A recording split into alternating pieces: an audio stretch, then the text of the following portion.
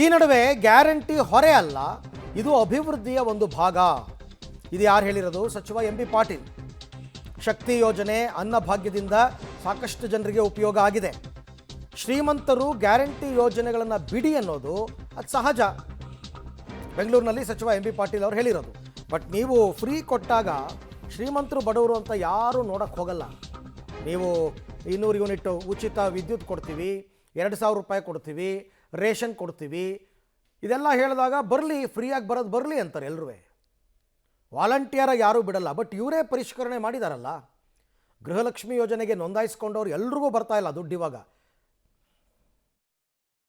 ಗ್ಯಾರಂಟಿಯ ಹೊರೆ ಅನ್ನೋದಕ್ಕಿಂತ ಅದು ಒಂದು ಭಾಗ, ಅಭಿವೃದ್ಧಿ ಒಂದು ಭಾಗ ಅಂತಂದು ಸಹ ನಾವು ಏನು ನಮ್ಮ ಅಭಿವೃದ್ಧಿ ತುಣುಸು ನಾವೇನು ಮಾಡ್ತೀವಿ ಅದರಲ್ಲಿ ಅರ್ಧ ಭಾಗ ಇಷ್ಟು ತುಣುಸು ನಾವು ಗ್ಯಾರಂಟಿಗೆ ಸುಮಾರು 60,000 ಕೋಟಿ ನಾವು ಹಣವನ್ನು ಕೊಡ್ತಾ ಇದ್ದೀವಿ. ಹೀಗಾಗಿ ಅದು ನಾವು ಚುನಾವಣೆಗಿಂತ ಪೂರ್ವದಲ್ಲಿ ತುಣುಸು ಜನರಿಗೆ ಕೊಟ್ಟಂಥ ಆಶ್ವಾಸನೆ ಇದೆ. ಹೀಗಾಗಿ ಅದರಿಂದ ಇವತ್ತು ಗೃಹಲಕ್ಷ್ಮಿಯಿಂದ ಎಷ್ಟು ಜನಕ್ಕೆ ಉಪಯೋಗ ಆಗಿದೆ, ಶಕ್ತಿಯಿಂದ ಎಷ್ಟು ಜನಕ್ಕೆ ಉಪಯೋಗ ಆಗಿದೆ, ಅನ್ನಭಾಗ್ಯದಿಂದ ಎಷ್ಟು ಜನಕ್ಕೆ ಉಪಯೋಗ ಆಗಿದೆ. ಇದು ಬಡವರ ಸಲುವಾಗಿ ಇರುವಂಥ ಯೋಜನೆಗಳು, ಪಾರ್ಟ್ ಆಫ್ ಡೆವಲಪ್ಮೆಂಟ್ ಸ್ಕೀಮ್ಸೇ ಇದ್ರೂ ಕೂಡ. ಹೀಗಾಗಿ ಯಾವ ಹೊರೆನೂ ಕೂಡ ಇದಾಗೋದಿಲ್ಲ. ಆ ಹೊರೆ ಇದ್ದರೂ ಕೂಡ ಮುಖ್ಯಮಂತ್ರಿಗಳು ಅದನ್ನು ನಿಭಾಯಿಸ್ತಾರೆ, ಎರಡನ್ನೂ ಕೂಡ ಬ್ಯಾಲೆನ್ಸ್ ಮಾಡ್ತಾರೆ. ಈ ಎಲ್ಲ ವಿಚಾರಕ್ಕೆ ಸಂಬಂಧಪಟ್ಟಂತೆ ಮತ್ತಷ್ಟು ಮಾಹಿತಿ ನನ್ನ ಕೊಲೀಗ್ ರವೀಶ್ ಅವರಿಂದ ಪಡ್ಕೊಂಡ. ರವೀಶ್, ರೀಸೆಂಟ್ ಆಗಿ ಸುಪ್ರೀಂ ಕೋರ್ಟ್ ಕೂಡ ಈ ಗ್ಯಾರಂಟಿ ಯೋಜನೆಗಳ ಬಗ್ಗೆ ಅಸಮಾಧಾನ ವ್ಯಕ್ತಪಡಿಸಿತ್ತು. ಅದಾದ ನಂತರ ಇವಾಗ ಡಿ.ಕೆ. ಶಿವಕುಮಾರ್ ಕೂಡ ಮಾತಾಡಿದ್ದಾರೆ. ಅಂದರೆ ಇಡೀ ದೇಶದಲ್ಲೇ ಒಂದು ದೊಡ್ಡ ಮಟ್ಟದ ಪರ ವಿರೋಧ ಚರ್ಚೆಗೆ ನಾಂದಿ ಹಾಡ್ದಂಗೆ ಆಯ್ತಾ ಈ ವಿಚಾರದಲ್ಲಿ ಅಂತ? ಅರವಿಂದ್, ಖಂಡಿತವಾಗಿ ಕೂಡ ಸರ್ಕಾರ ಏನೇ ಹೇಳ್ಬೋದು ಈಗ, ಆದರೆ ಆರಂಭದಲ್ಲೇ ಈ ಒಂದು ಗ್ಯಾರಂಟಿ ಯೋಜನೆಗಳ ಬಗ್ಗೆ ಸ್ಪಷ್ಟವಾಗಿ ಏನೆಲ್ಲ ಹೊರೆ ಆಗುತ್ತೆ ಮತ್ತು ರಾಜ್ಯ ಸರ್ಕಾರಕ್ಕೆ ಇದರಿಂದ ಎಷ್ಟರ ಮಟ್ಟಿಗೆ ತೊಂದರೆ ಆಗುತ್ತೆ ಅನ್ನೋದು ಕೂಡ ಸ್ಪಷ್ಟವಾಗಿ ಹೇಳಿತ್ತು. ಆದರೆ ಆಗ ಎಲ್ಲ ಒಂದು ಕಡೆ ಓಲೈಕೆ ರಾಜಕಾರಣವನ್ನು ಮಾಡ್ತಾ ಬಂದಂಥ ಸರ್ಕಾರಗಳು ಈಗ ಅದನ್ನು ಒಂದು ರೀತಿಯಲ್ಲಿ ಹೊರೆ ಅಂತ ಒಂದು ರೀತಿಯಲ್ಲಿ ಹೇಳೋದಕ್ಕೆ ಶುರು ಮಾಡಿದ್ದಾರೆ.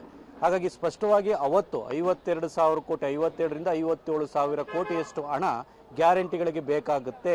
ಇದರಿಂದ ಅಭಿವೃದ್ಧಿ ಯೋಜನೆಗಳಿಗೆ ಆಗುವಂಥ ಒಂದು ತೊಡಕೇನು ಅನ್ನೋದ್ರ ಬಗ್ಗೆ ಕೂಡ ಸ್ಪಷ್ಟತೆ ಇತ್ತು. ಹಾಗಾಗಿ ಅದನ್ನು ರಾಜ್ಯ ಸರ್ಕಾರ ಅವತ್ತಿನ ಒಂದು ರೀತಿಯಲ್ಲಿ ದಿನದಲ್ಲಿ ಅದನ್ನು ಅಲ್ಲಗೆಳ್ತಾ ಇತ್ತು. ಇಲ್ಲ, ಯಾವುದೇ ರೀತಿ ಹೊರೆ ಆಗೋದಿಲ್ಲ ಅಂತ. ಹೋಗ್ತಾ ಹೋದಂತೆ ಅದು ಸ್ಪಷ್ಟವಾಗಿ ಗೋಚರ ಆಗ್ತಾ ಇದೆ. ಯಾಕೆಂದರೆ ಇದೇ ಸರ್ಕಾರ ಎಲ್ಲ ಒಂದು ಕಡೆ ಆ ಬಜೆಟ್ನಲ್ಲಿ ಮೀಸಲಿಟ್ಟ ಹಣವನ್ನು ಕೂಡ ಹೊಂದಿಸೋದಕ್ಕೆ ಸಾಕಷ್ಟು ಸರ್ಕಸ್ ಮಾಡಿತ್ತು. ಜೊತೆಗೆ SC, SCP ಮತ್ತು TSP ಕಾಯ್ದೆ ಅಡಿಯಲ್ಲಿ 47,000 ಕೋಟಿಯನ್ನು 2025 ಸಂದರ್ಭದಲ್ಲಿ ಇಟ್ಟಿದ್ರು ಕೂಡ ಅದನ್ನು ಗ್ಯಾರಂಟಿಗೆ ಸುಮಾರು 12,000 ಕೋಟಿಯಷ್ಟು ಶಿಫ್ಟ್ ಮಾಡಿತ್ತು. ಇದನ್ನ ಕೇಳಿದರೆ ಅದು ಗ್ಯಾರಂಟಿಗೆ ನಾವು ಶಿಫ್ಟ್ ಮಾಡ್ತಾ ಇದ್ದೀವಿ, ಅದರ ಫಲಾನುಭವಿಗಳು ಕೂಡ ಇದ್ದಾರೆ ಅಂತ ಕೂಡ ರಾಜ್ಯ ಸರ್ಕಾರ ಸಮರ್ಥನೆ ಕೊಡ್ತಾ ಇತ್ತು.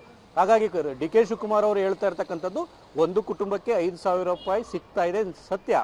ಆದರೆ ಆ 5,000 ರೂಪಾಯಿ ಸಿಗ್ತಾ ಇರ್ತಕ್ಕಂಥ ಹಿನ್ನೆಲೆಯಲ್ಲಿ ಎಲ್ಲ ಒಂದು ಕಡೆ ಅದು ಬೇರೆ ರೀತಿಯ ಬೇರೆ ಯೋಜನೆಗಳಿಗೆ ಇಂಪ್ಯಾಕ್ಟ್ ಆಗ್ತಾ ಇಲ್ವಾ ಅನ್ನೋದು ಕೂಡ ಒಂದು ರೀತಿಯಲ್ಲಿ ಬಹುದೊಡ್ಡ ಚರ್ಚೆ ಆಗಿರ್ತಕ್ಕಂಥ ವಿಚಾರ. ಯಾಕೆಂದರೆ ಈಗಾಗಲೇ ತೆರಿಗೆ ಸಂಗ್ರಹದ ಗುರಿ ಎಲ್ಲ ಒಂದು ಕಡೆ ಆ ಒಂದು ರೀತಿಯಲ್ಲಿ 5%, 10% ಲ್ಯಾಪ್ಸ್ ಆಗ್ತಾ ಇದೆ. ಹಾಗಾಗಿ ಅದನ್ನು ಕೂಡ ಹೊಂದಿಸ್ಕೊಳ್ಳೋದಕ್ಕೆ ರಾಜ್ಯ ಸರ್ಕಾರಕ್ಕೆ ಕಷ್ಟ ಇದೆ. ಜೊತೆಗೆ ಸಂಬಳ, ಇನ್ನಿತರ ಬೇರೆ ಸೇವೆಗಳು, ಗ್ಯಾರಂಟಿ ಇದೆಲ್ಲವನ್ನೂ ಕೂಡ ಸೇರಿಸಿದಂಥ ಸಂದರ್ಭದಲ್ಲಿ 1,50,000 ಸುಮಾರು 80,000 ಕೋಟಿಯಷ್ಟು ಹಣ ಅದಕ್ಕೆ ಮೀಸಲಿಡಬೇಕಾದಂಥ ಪರಿಸ್ಥಿತಿ ಒದಗಿ ಬಂದಿದೆ. ಹಾಗಾಗಿ ಇಂತಹ ಸನ್ನಿವೇಶದಲ್ಲಿ ಅಭಿವೃದ್ಧಿ ಬಗ್ಗೆ ಮತ್ತು ಹೊಸ ಉದ್ಯೋಗ ನೇಮಕಾತಿಗಳನ್ನು ಎಲ್ಲಿಂದ ಮಾಡಬೇಕು ಅನ್ನೋ ಪ್ರಶ್ನೆಯೂ ಕೂಡ ಮೂಡುತ್ತೆ. ಡಿ.ಕೆ. ಶಿವಕುಮಾರ್ ಅವರು ಎಲ್ಲ ಒಂದು ಕಡೆ ನೇರವಾಗಿ ಈ ಒಂದು ವಿಚಾರವನ್ನು ಹೇಳಿರ್ಬೋದು, ಅದಕ್ಕೆ ಬೇರೆ ರೀತಿಯ ವ್ಯಾಖ್ಯಾನ ಮಾಡುವಂಥ ಕೆಲಸಗಳು ಕೂಡ ಆಗುತ್ತೆ. ಹಾಗಾಗಿ ಈ ಬಜೆಟ್ ಸಂದರ್ಭದಲ್ಲೇ, ಯಾಕೆಂದರೆ ಆ ಒಂದು ಗಿವ್ ಇಟ್ ಅಪ್ ಪಾಲಿಸಿ ಏನಿತ್ತು ಅದನ್ನು ರಾಜ್ಯ ಸರ್ಕಾರ ತರಲಿಕ್ಕೂ ಕೂಡ ಮುಂದಾಗಿದೆ ಅಂತ ಕೂಡ ಹೇಳಲಾಗ್ತದೆ, ಆ ಕಾರಣಗಳಿಗೋಸ್ಕರವಾಗಿ. ಹಾಗಾಗಿ ಮೇಲ್ನೋಟಕ್ಕೆ ಜನರನ್ನು ಓಲೈಕೆ ಮಾಡೋ ದೃಷ್ಟಿಯಿಂದ ಅವರು ಹೊರೆ ಇಲ್ಲ ಅಂತ ಕೆಲವರು ಹೇಳ್ತಾ ಇದ್ರು ಕೂಡ ಡಿ.ಕೆ. ಶಿವಕುಮಾರ್ ಅವರು ಒಂದು ರೀತಿ ಬಹಿರಂಗವಾಗಿ ಸತ್ಯ ಹೇಳಿರ್ಬೋದು. ಹಾಗಾಗಿ ಇದನ್ನ ಮುಂದಿನ ದಿನಗಳಲ್ಲಿ ಯಾವ ರೀತಿ ಮ್ಯಾನೇಜ್ ಮಾಡ್ತಾರೆ ಅಂತ ಕೂಡ ಕಾದು ನೋಡಬೇಕಾಗುತ್ತೆ.